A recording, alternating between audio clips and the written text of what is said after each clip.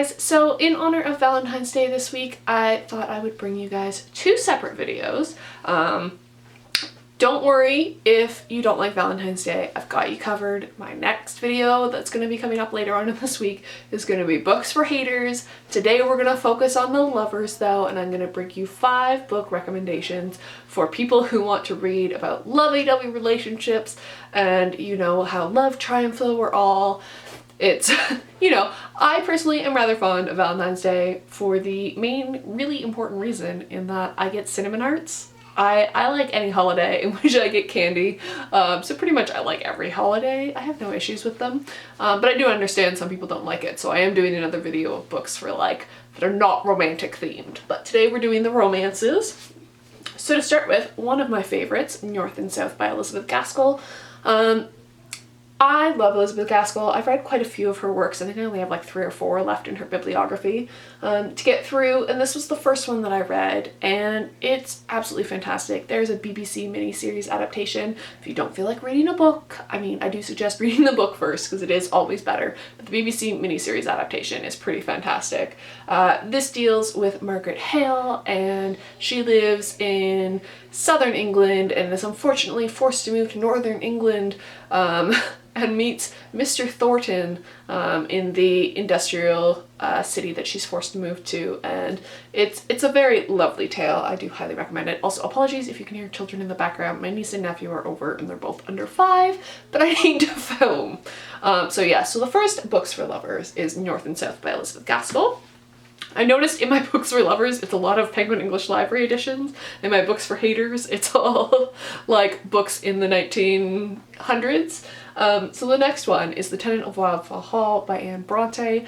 Absolutely love Anne Bronte. You guys know I can't preach about her enough.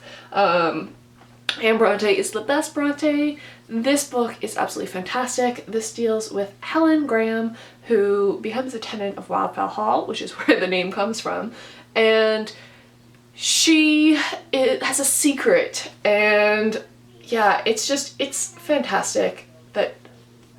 It's just so good. But it is a love story. Ultimately, love triumphs over all, which will come as no surprise to anybody because this is Books for Lovers, so I would definitely recommend Anne Bronte's The Tenant of Wildfell Hall. I actually really want to reread this now, talking about it.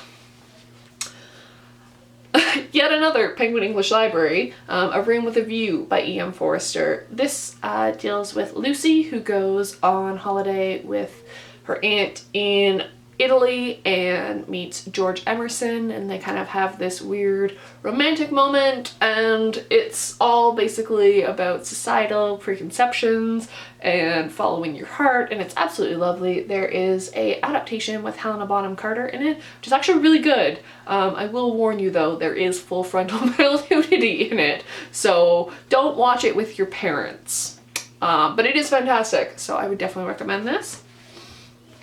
Next up is, of course, a Jane Austen novel. I didn't go with my first impulse, which was Pride and Prejudice. I resisted that and went with my second favorite, which is Persuasion.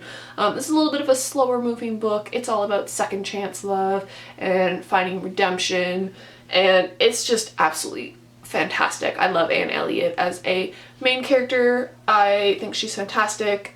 It's Captain Wentworth. He's up there with Mr. Darcy for my favorite Austen male figure marriage candidate. My favorite Jane Austen marriage candidate. Yeah, I think that's what I'm going to start calling them now. But yes, I would recommend Persuasion. And last but not least is one of the only cheerful Thomas Hardys that I have on my shelf, and that is Far from the Madding Crowd, or at least the only Thomas Hardy that ends on a fairly cheerful note. I absolutely love this. Bathsheba Everdeen is one of my favorite Hardy heroines. This is a bit of a roller coaster, but you know, it's got that theme of love triumphs over everything. And there was the new adaptation with, oh, what's her name?